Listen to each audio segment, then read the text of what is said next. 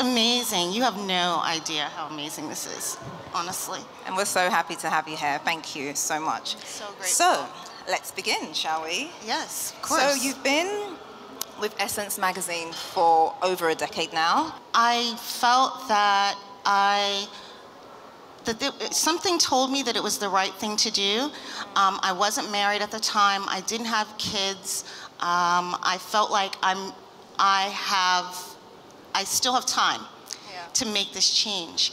And so I did. I actually ended up moving back in with my parents. I know they thought I was like, I lost my mind. They were probably like, what is this? You've spent all this time having an education, you know, going to college. And, but I felt that it was, I told them, this is only temporary. I moved back in with them for a little bit and started over. And the minute that I started as an editorial assistant, I knew it was the right thing. Yeah, it just felt right. Yeah. It just felt right, yeah. That's awesome. And that was with Glamour magazine, is that right? Yes, that was at Glamour magazine, and I worked for the lifestyle editor, and she was in charge of fashion and beauty. So a lot of one of the reasons that I really wanted the job was because I could write fashion copy. I had a whole column to myself, fashion Q&A, and I thought that that was pretty amazing to be able to just, you know, just to have something with my name on it and a byline and just kind of prove that this leap of faith that I'd made was worthwhile.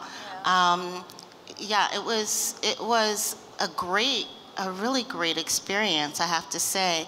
It took me, I want to say, probably 6 or 7 interviews though, because they were so worried that because I'd had so much work experience that I wasn't willing to start over. And so I say to anybody, you know, but I had a story, like I had a vision for myself, and I kept telling that same story. This is what I feel that I was meant to do. This is why I want to be in this, you know, in this industry. These are the kinds of stories that I want to tell. When you are very clear, you have that sense of clarity about what you want and how badly you want it, and you're willing to do almost anything, which is like basically taking a pay cut in half and moving back in with your parents. Like, who does that? You know, I mean, really. And it was, I just knew it was the thing that was the right thing to do. That's amazing. That is amazing. And so, obviously, starting out, well, changing careers and starting again in your 30s is something that many people deem, obviously, as a scary thing, which is what you're saying that it was. But what advice would you give to any ladies or any men out there who they're in their 30s and they don't know yet what career they want to do, or they're in a career like you were and they knew it wasn't the right thing? How do they push past that? Oh, okay. I think that it's really important to think about the things that you're drawn to. I knew that I was drawn to magazines. You mentioned earlier that when I was a kid, my mom and I used to like cut up old magazines and make our own like books and magazines. That was something that was fun, and the storytelling was something that was always fun. So when I thought about, this isn't right for me, what else can I do? That was a natural evolution. It just felt organic to me. And I think that when you're trying to figure out what it is that you're destined to do, because we're all destined to do something, we all have gifts, every single one of us. And if I can make a change like this in my 30s, certainly anybody here in this audience can do the same thing. You can redefine what it is that you want for yourself. You just have to be very clear, and that means spending time with yourself. So I did spend a lot of time just thinking through, what does this look like? What does the storyline look like? How am I explaining why I want to do the things that I want to do? How am I using the past experience that I had? Because I had 7 years of work experience in retail, so it's not like I wasn't in fashion. I had that experience. So how do you apply that to what you want to do moving forward? And everyone has a skill set. Everyone has tools that you've learned. Figure out how to apply that to the next thing that you want to do. And that's what's worked for me. Obviously, it's worked very well. Okay, so talking about Essence. So Essence, as I mentioned in your intro, first hit the stands in 1970, and it has consistently been at the top. And of course, since you've been there as well, you know, the content has received so much praise. How do you make sure you keep the content fresh and relatable to your younger readers as well as the older readers? Well, you know, the one thing that's amazing about Essence is that it truly is a brand that is for everyone. We reach 21.2 million people monthly, daily, online, on our social media platforms, with the magazine. We truly do want to serve our audience, and that's always been the mission from the very beginning. I mean, the mission was when the 4 gentlemen started this magazine in 1970, they realized that there was a huge void in the market for a magazine that spoke to Black women specifically, that honored them, that celebrated them, that you know, celebrated their accomplishments, that recognized our ambition, everything that we wanted to bring to the table and that we can bring to the table. That's what this magazine was for.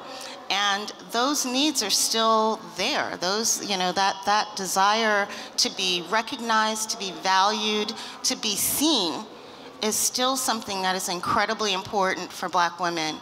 And so how we stay relevant now is just making sure that we're on every platform that exists, right? So we have a huge Snapchat audience. We're one of the few African-American brands on Snapchat, Discover, and most of our audience is between the ages of 12 and 18. So we're starting very young, right? And then you go to essence.com that has a more, you know, millennial audience. And then you go to the magazine that has a more, you know, a more mature audience. But throughout, we're serving everyone's needs in very different ways. And I think that's how you stay relevant. I mean, we just launched a podcast called Yes Girl. It's available on all platforms, iTunes, you name it. And it's great because it's another way for us to have a voice and speak to this audience, especially in this time when there's so much going on in our communities globally, not just in the US. It's important to be in those spaces where you can have a real impact on how people think or how they see themselves empowered. And that's really what Essence has always been about. You know, our formula is empowerment always, throughout.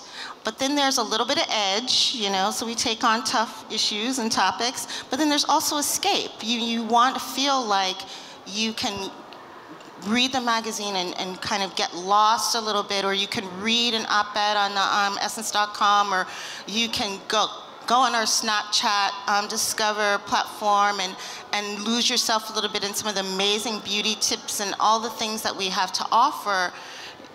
We understand that we have to be all 3 of those things for our audience, because this is what she deserves at the end of the day. And we say she a lot, and that's how we refer to our audience, is she, is she's just that close to us. We care about what is important to her. She is at the core of everything that we do. It really is all about her.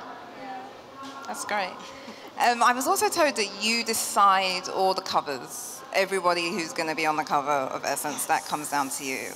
Okay, and you've had some amazing covers. You've had the Obamas, you've had Idris Elba, Mary J. Blige, Queen Latifah. Like, you've had major names. How do you make that decision? It's not, I'll tell you, it's not easy. I mean, it's a process. There are so many incredible, as we know, there are so many incredible artists, talents that should be recognized, that we should celebrate on the cover.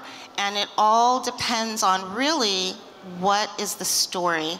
What is the message that you're trying to bring? Yeah. I mean, with the Mary J. Blige cover, for example, that was our November cover, she really wanted to talk about how she's moving on from, you know, a really painful process of a divorce, Yeah. a lot of, just a lot of pain, but she's always found the silver lining in all of it. And Mary has been on the cover, I want to say, at least 13 times. I think she may be the person who's been on the cover the most, next to Queen Latifah. And she comes back to us again and again because she understands that we understand her, and we have a relationship with her that has spanned decades. And that's, I think, is what's really key when you're thinking about people you want to be on the cover. It's what message are you trying to send in that particular moment in time.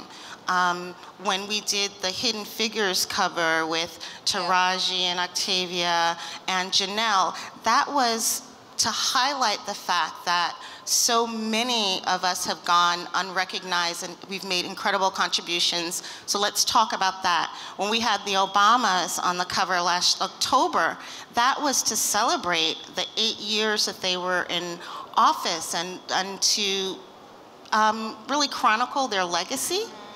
And so when we think about the covers, it's not just, I don't think about what new project that person has out that particular month that they're trying to sell. I really think about what is the story that is going to give an emotional connection to our audience. It's going to make you feel like you're coming away with something that's valuable to you. Because, so many celebrities can just go on there's so many platforms right now, they can go on anything and talk about what their new project is, but you want to have a sense that this person you're bringing them close. And I think that that's the difference that we make, and we spend a lot of time, not just in planning a cover, behind the scenes. We do storyboards, we talk about, if they want to use their personal stylist, we work with their stylists, makeup and hair people. We put a lot of energy into making sure that this is the absolute best experience that you can have when you're doing an Essence cover, because it means a lot to them. Yeah. For some people, especially when it's the first cover, it means everything to them. And we want them to have an incredible experience. So it's like family, quite honestly. And it's been that way. That was the tradition that I observed when I first started at Essence and watched all of the other leaders do what they do.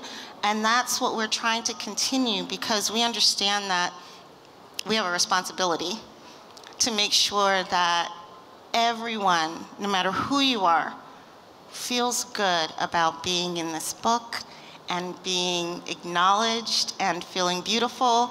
Like, what's better than that? What's better than that to just feel like, oh my God, I just feel good today. I feel like nothing can go wrong. I feel like somebody finally saw me and appreciates me. That is the role that we serve in this community, and we take it very seriously. And it's a role that you're doing really, really well. Very, very well, of course. So you kind of answered this question in your previous answer, but I was going to ask how you ensure that, how do you curate the content that you have in the magazine? What's the process for that? Okay, so it's a very collaborative process. We have a very small but mighty team of editors and art directors and photo editors. And we spend a lot of time talking about who we want to see on the cover, who we want to see in book, what do we want it to look like, what is seasonal, what's on trend, what makes sense, what are you seeing in the market, what do you think our audience would be excited about. We talk through all of that, and we do a lot of that on the front end, meaning we have concept meetings, and where we talk about all these things and work through them. And I'll ask a lot, and I ask a lot of questions. Sometimes I'm sure it's very annoying, but I ask a lot of questions about, well, what's that going to look like? And how is she going to see herself in that? And do we have enough variation in shades and skin, tones and textures of hair and all those things? I'm thinking about all those things collectively as each department presents what they want to highlight for that particular month. And I mean, it's vital to, that's part of the role, like to make sure that everyone feels represented. So we spend a lot of time talking about that. Then when it's about time for a shoot, all the clothes come into, we have this huge fashion closet. So there's like clothes and accessories and jewelry like you can't believe, and shoes like you can't believe, and just a gorgeous, gorgeous things. And then we spend time thinking about, okay, how is this story going to be told, right? In the images, because that's important too. Even though there's not a lot of words on a fashion story, it's still important to tell a story. And then you go on the shoot, and there's the piece about what's the hair gonna look like, what's the makeup look like, how are we representing this look, would she really wear that, you know, those kinds of things. It's all of that, and I think that attention to detail is critical, because this audience is super smart. Smart, like I don't know why people try to underestimate Black women. I really don't. It drives me crazy. It's my biggest pet peeve, because we are so sharp, incredible, astute, fashion forward, influential. We're all those things. And so we know, yes, that's right. We're all those things. So we know when something is off. You know, you can see it. I know. Sometimes, you know, I mean, not everything in every issue is like my favorite. You know, I wish I could say that it was. But there are some times when I'm like, oh, I wish we'd done something different, you know? And that's okay. It's really okay. I had a teacher once who told me that if you have one thing that you're really proud of in every issue, you should consider that to be really good. And well, I have a higher standard than that, but I was just like, okay, I get it. You just want to make sure that people are spending their money, they're spending their time. You want to make sure that the audience comes away with an incredible experience. And that's what we try to deliver monthly, daily, 365. That's great. And so you mentioned there that, of course, fashion is a major part of Essence as well. I assume that you obviously keep your eye on African fashion as well. So are there any African brands, fashion brands that stand out to you? And also, what do you think about African fashion and its space within the global fashion scene? Listen, I think African fashion is extraordinary. You know, there are many people who have been featured actually in Essence. We have a page that's Black designers to watch. Okay. And we run that, I want to say, every couple of months to introduce our audience to new people that they should be following. We talk about how to find them on Instagram, how to, you know, really get to know them. And we feel that that's part of our responsibility as a brand, to make sure that we're constantly bringing the new, you know, I'm not going to call out anyone in particular because I don't want to play favorites, but there are many, many, many artists, designers that we watch, follow, love to feature, and are excited about, because this is a very, I feel, unique time globally for us. This is the second year you've done this event, yes. And so I think that's exciting because it helps bridge these gaps, but they're not really gaps. I mean, you know, I come here, this is my first time here, and I see so much that feels familiar to me from home, you know, from the US. Yeah. So it doesn't feel like this is, you know, that there's anything strange. It's just that we haven't had an opportunity or an ability to connect with each other in ways that we've wanted to, for whatever reason.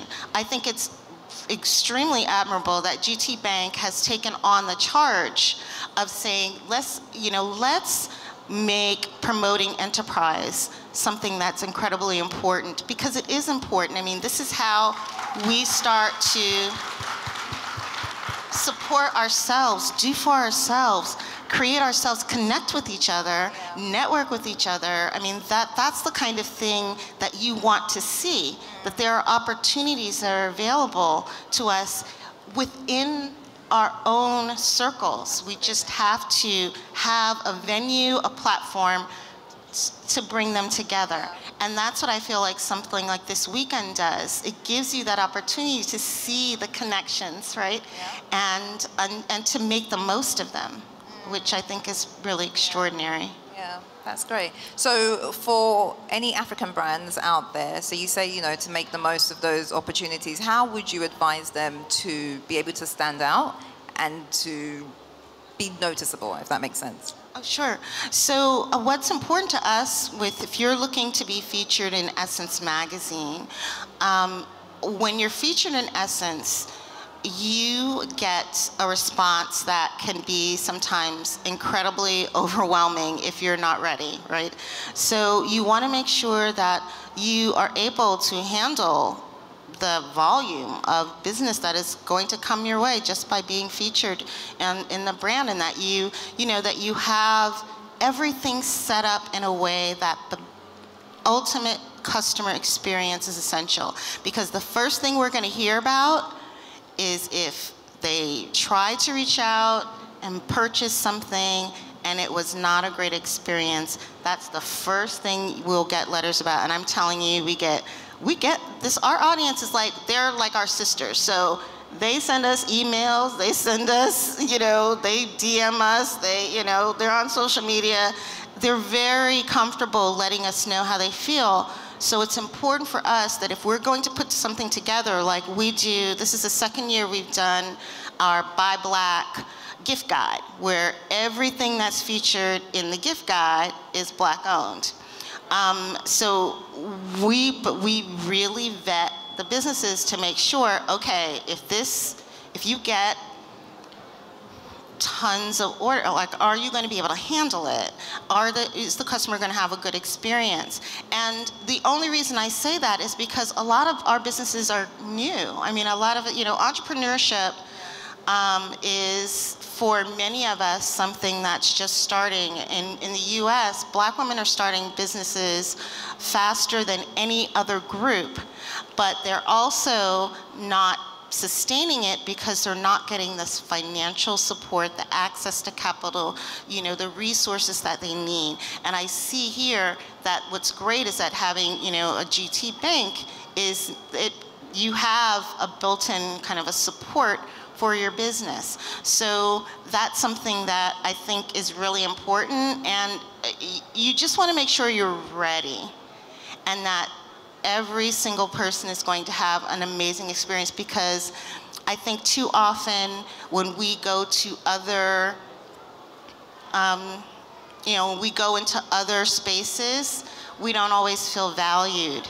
And so when we come into our own spaces, we really want to feel valued and taken care of.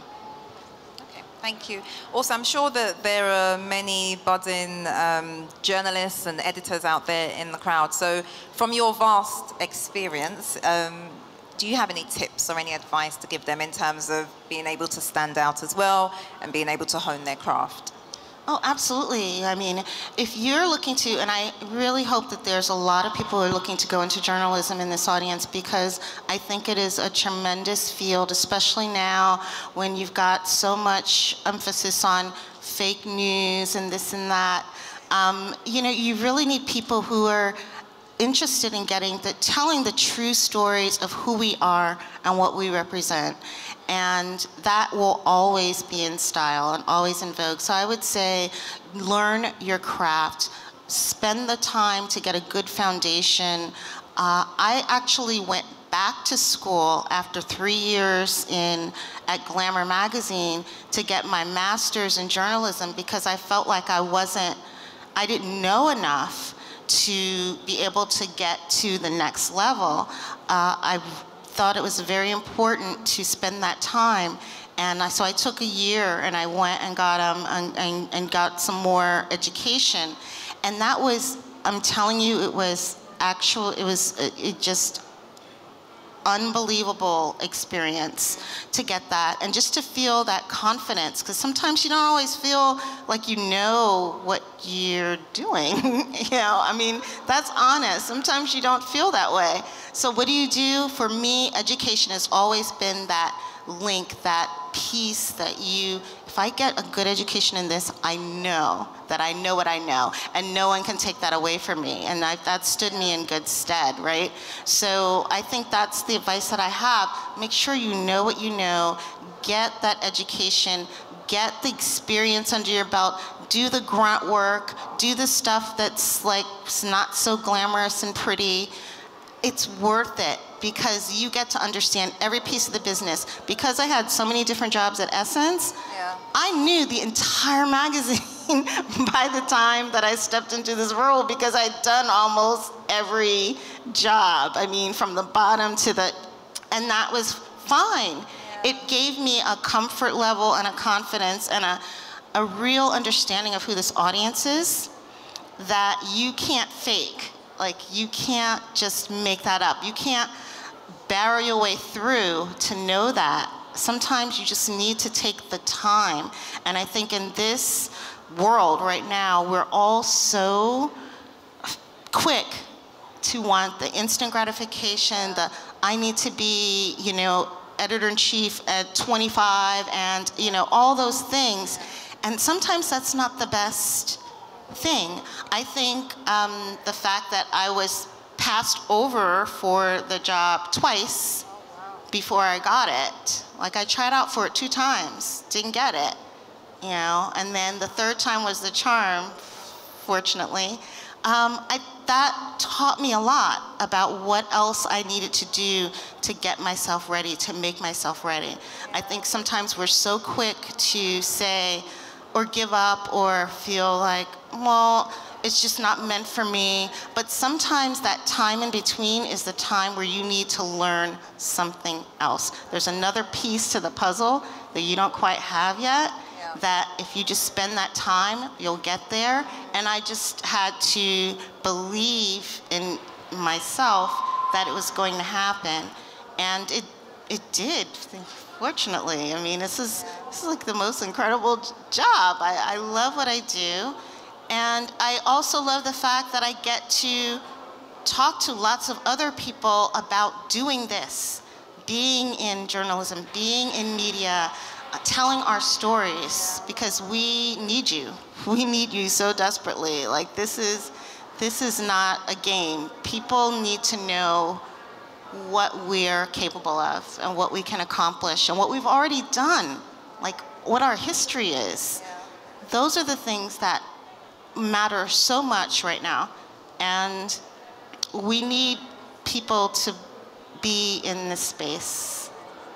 Yeah. Absolutely, thank you.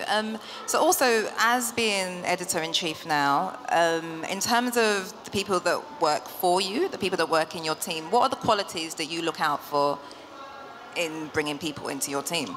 Well, you know, it's really different now, because in the beginning, when I first started, there wasn't a lot of social media. So that wasn't something that you would consider a lot. It was more about just somebody's idea generation, their ability to put together a story. But now it's really about what is your how influential? Yeah. How much are you in the conversation? Yeah. So when when young people apply for a position at Essence, I check out their social media. I want to know what they're doing. What is your voice on social media? What do you care about? What's important to you? What matters to you? Yeah. Because that gives me a lot of insight into what contribution you can make as a part of the team. And I think everybody does that now. But I think it's important. I mean, in addition to just the basic strong skills, those soft skills are also important too. Yeah. Okay, so before we open the floor to the audience, I just want to ask you a fun question. So in terms of all the covers that you've had and all the celebs that you've had in the magazine, are there any particular celeb stories that stand out to you, or any favorite covers that you had because of any experiences with the celebs? Oh, Oh, wow, there's really so many. I'm thinking about the Obamas, which I mentioned earlier, just being able to have them together on a cover, because we'd had them separately on covers, but never together. That took a year of negotiation, planning, talking. There was a period of time where I thought, oh, this is not gonna happen. Like, I just don't know if this is gonna happen. And I would have been so disappointed. But finally, it came through. And then to be able to actually interview them was extraordinary. I'll never forget that moment for the rest of my life. The unnerving part was I literally had 20 minutes to ask all of my questions. And there was someone standing there with their phone, with a timer, counting down and telling me, oh, you only have, so to try to stay calm with, first of all, you're in front of the two of them, and then just to make sure you get all your questions in and do a good job for the brand and all those things. That was an extraordinary experience, and the cover was viral. Like, it was everywhere, because I think people just wanted to acknowledge, what their contribution had been.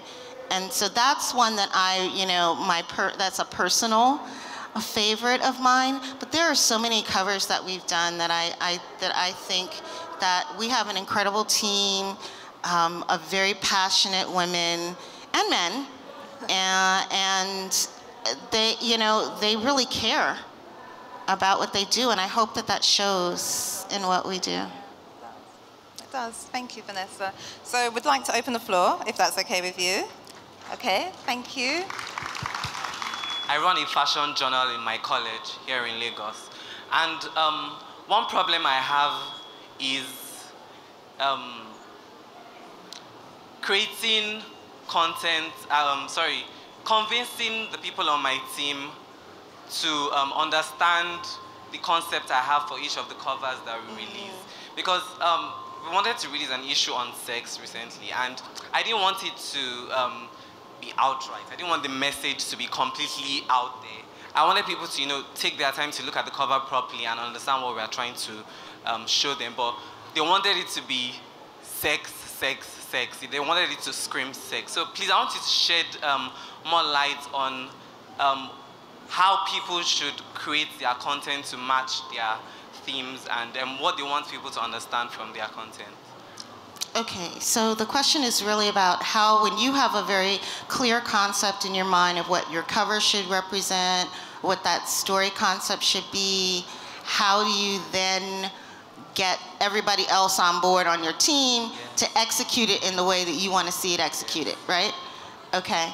I think it's really important to spend time with each person who's on your team to understand what they care about and what their point of view is, what their aesthetic is, and then also to share what yours is, because you can't assume that everyone knows what you have this idea in your head and you may think it is amazing, but then when you try to communicate that to your team, they don't get it. And I know that can be really hard to understand, but I've seen it happen.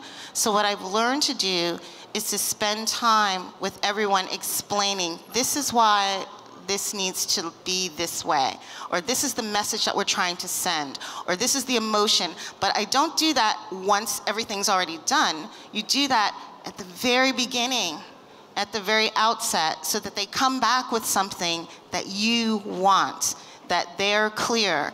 And then sometimes you just need to be on the shoot and just see it and just give a little nudge here and there and explain, okay, well, you know what, I think maybe we should do this, or just to give that feedback, I think is incredibly important, and it will help you to get what you ultimately want. But you have to get everybody's buy-in first. You can't always assume that everyone's on the same page as you. Okay? Yes, good evening, everyone. Good evening, ma. Yeah, my name is Akimoye Oluwambe. It has been a pleasure listening to you for some minutes now. And I want to ask, I want to believe that a lot of energy, time, and efforts have been put in for you to achieve to be an award-winning journalist. I'm from a textile design background. I want to know if a robust knowledge about various textile materials, designs, and illustrations indeed help you to have achieved this feat. Yes, I would say absolutely. When I worked, after Glamour magazine, I worked at Life magazine, which was a photography magazine for those of you who are way, way younger than me. And I learned a lot about telling stories visually, and the understanding of that with art, design, illustration, all those things are part of the storytelling mode, and I think it's helped me tremendously to make sure that the experience that people have when they come to the magazine is complete. It's not, there's something aesthetically, visually exciting for them to see, and then there's also the words and the passion behind the words. So I hope that answers your question, but it's incredibly important. Thank you. I'm a fashion designer. I imagine styles and I create them. I mean, I sketch it out and create it. But sometimes I feel disappointed when many do not like it. So what do I do? Do I redesign? Do I give up on making the style? Or do I wait for someone to appreciate it?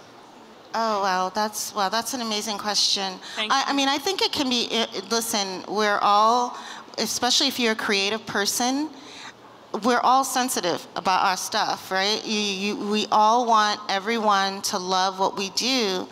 And sometimes part of the creative process is knowing that it's accepting that not everyone is going to love everything that you do, but someone will. And many people will. It's just don't let one person's opinion or perspective on your work jade you to your creativity. If you have a story that you want to tell and you're creative and you feel good about what you're creating, I think that's amazing. And I don't think that anybody should squash that. I think what you have to do is spend time finding the right audience for what you're doing. And that can take some time. I mean, it can absolutely take some time, but it's worth it if it means that much to you. If you have that passion, that fire, then don't give up. Just keep going, keep going. Hello, my name is Uche Peter. My question is this: I want to know how you deal with competitions, like how maybe your magazine, you see other upcoming magazines or doing something better than you. How do you deal with competition? Secondly, what story brought about your turning point, brought about your breakthrough in your career? All right, okay, so the first question was, how do we deal with competition? I think that competition is healthy, right? It keeps you on your toes. It keeps you thinking, well, how do I do my best? How do I keep trying new things? How do I keep exploring different ideas? How do I push myself to do something that we've never done before? And that kind of leads into my next answer, which is one of the things, well, two of the things I've been most proudest of that we've done for Essence is in 2015, when we did our February 2015 cover, which was about Black Lives Matter, and it was the first time we'd ever done a cover with no image on the cover, just words. We did words and hashtags of the different things that were going on in our community that represented what was going on in our community, and asked our audience and people who are thought leaders in this space to talk about, well, what do we do now? I mean, police brutality, we're dealing with all these incredible issues, what do we do? And I think it was really important for us to make that statement at that time, because it let our audience know that we care about all of the parts of you. People think about a women's magazine and they think sometimes it's just, it's fashion, it's beauty, it's fluff, but Essence has never been that. Essence has always had the community as a part of its DNA from the very beginning. And so to make a statement saying that this is something that we all should care about and there's no other thing that is more important to us, no celebrity, nothing on this cover than that, that was a tremendous moment I felt for us as a team, you know, personally, and then for us as a team. So, yeah, I hope that answered your question. Yeah, it does. Yep. Here. Thank you. Hello, Okay, Ma. next question. Thank you very much for your class. I really appreciate it. It's a writer's world, more now than ever. So I want to know what inspires you as a writer, as an editor. What inspires you? Oh, wow, that's a great question. Thank you. What inspires me is different all the time, I have to say. I spend a lot of time reading I've always been a reader, so I read lots of amazing fiction, nonfiction books, just to hear different voices and just to read great writing. But I also, every once in a while, I'll go to the, when I'm through an airport, I'll pick up a bunch of magazines that I would never normally pick up. Like, I'll just pick up very random things just because I want to feel inspired. Like, maybe there's something in this book that I'd never thought about before that I can learn something from, and maybe that will inspire an idea, and so on and so on and so on. And then the other thing that a teacher taught me a while ago was, after you read an article in a newspaper or a magazine, you think about the 3 things that that story didn't tell you. Was there something else you wanted to know, or how could you take that story further? And that just gets you in the habit of generating ideas. I mean, that's what this business is. If you can generate ideas like that, you will be successful, because there's always a demand for ideas, and there's sometimes a shortage of good ones. So you spend the time really thinking about what's something that no one has ever written about before, or an angle that I think is important that no one's touched. That, you know, that can yield tremendous ideas. But I'm inspired by other writers. I'm inspired by the everyday, and I'm inspired by my team, to be quite honest with you, and the things that are important to them. How did you get here? You know, being an Ebla pen, even major at Essence, what are those interesting tales, you know, mistakes and revelations you experienced while going up? Like, how did you arrive to this place? Then another one is, I know most mentees are interested in what they want to take away from the mentor. I don't know, how can I help you? Oh, please, I've made a cajillion mistakes. There are some covers that I can't even look at sometimes. I'm like, what was I thinking when we decided to do this? I mean, you have to take chances, and sometimes you're gonna fall on your face, but you learn fast. The secret is fail fast and keep moving, you know, learn from what you did that wasn't great, and then figure out how to, like, twist it so that the next time it's even greater. I think that it's okay to make mistakes. I tell my team that all the time. I really do. I'm like, okay, that didn't work out. That wasn't so great. All right, we learned from that. Let's move on. But you can't get better if you're not making mistakes. I hope that that answered your question about the challenges. There are many, many challenges, of course. There's challenges in terms of just making sure that we're competitive, and making sure that we stay ahead of the curve, and making sure that our voices doesn't get lost.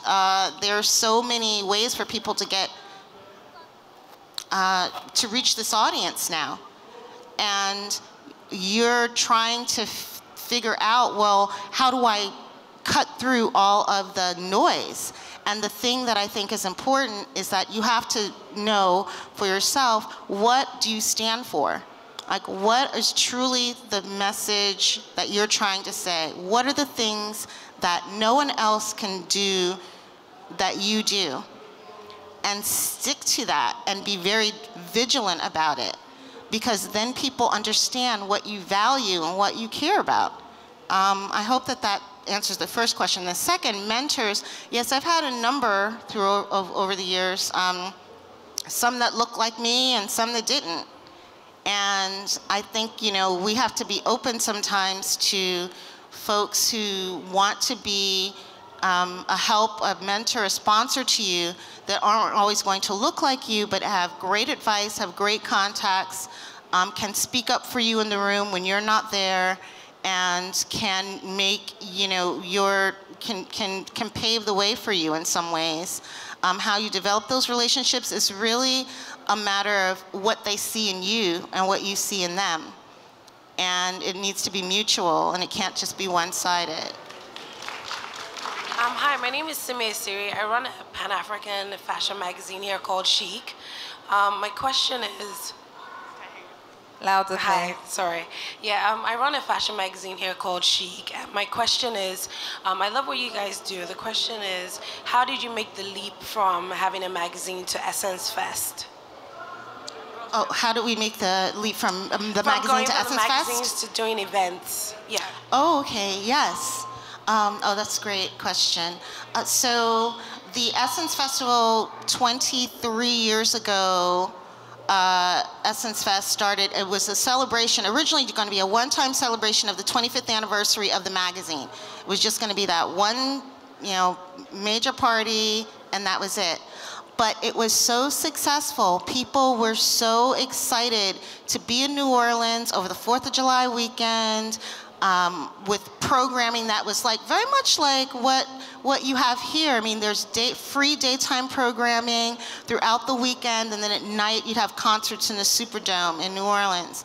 And people were so excited about it that we knew we had to keep going. And now we're going into our 24th year of that event. And I have to say it's evolved over time, but what's great about the way that we work is that it really is an ecosystem where you have, everything feeds off something else. So the magazine speaks about or features stories that are people who eventually could be at festival, either in the daytime or the nighttime experience. So there's a connectivity there. And the same thing with online. You know, we're showcasing voices that we want to see, but we're also helping people get to know these voices and get to know these people, so that by the time you come to the festival, you feel like they're your old friends. You know, you know them, you love them, you're excited to see them. Some people have come back year after year, like Reverend Al Sharpton has been there every single year. Other folks, it may just be their first time, but we use our platforms, all of our platforms, to help support each other, and that's, I think, really is the key to the success of that. Yeah. Hello, Ma. Hello. My question is, looking at Nigerian journalists today, what spice do you think we can add to our job to make us outstanding? Oh, can you say that again, please? Oh, okay. I said, looking at Nigerian journalists today, what spice do you think we can add up to our jobs to make us outstanding? Oh, I mean, wow, I don't know that I can answer that in a very knowledgeable way, in a way that's going to be helpful to you. But I will say this: when I think about journalism and I think about storytelling, I always think about what feels real and what feels true.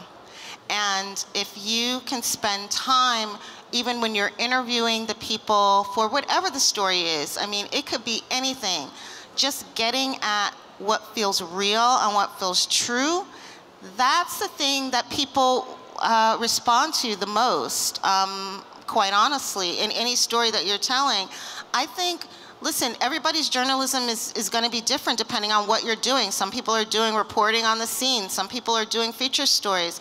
It's all has different styles, but I think those two things are the through line through all of it: what's real and what's true, and what people can connect with. So to keep it real, basically, to keep stories real. Okay, so we have time for one more question. Okay. And then we're going to wrap up. So my question is, you made mention that you worked 7 years as a retailer, of which you quit to pursue your dreams. So what I was looking out for was, what was the first step you took? You understand? Because in Nigeria, most of us experience this.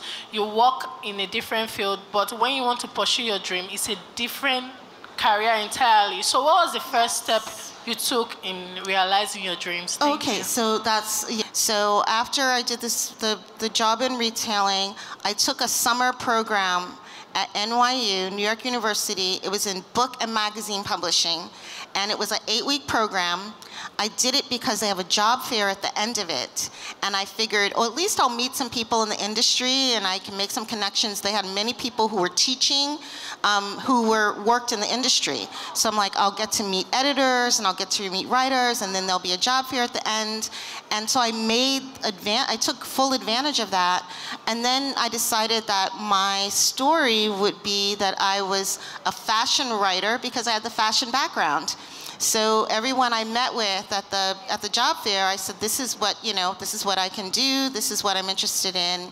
And that is how I ended up with the job at Glamour. I mean, I just was very consistent, but I knew that I had the skill set. This is what I was talking about earlier. Like, you have the skills, you have the tools, but you have to sometimes tweak them to fit whatever that next thing is that you're going for.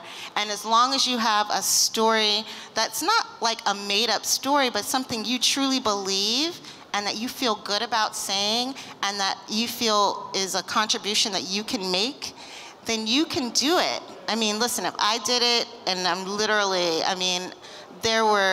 everybody was younger. Every single person on that floor was younger than me. But somehow they let me through.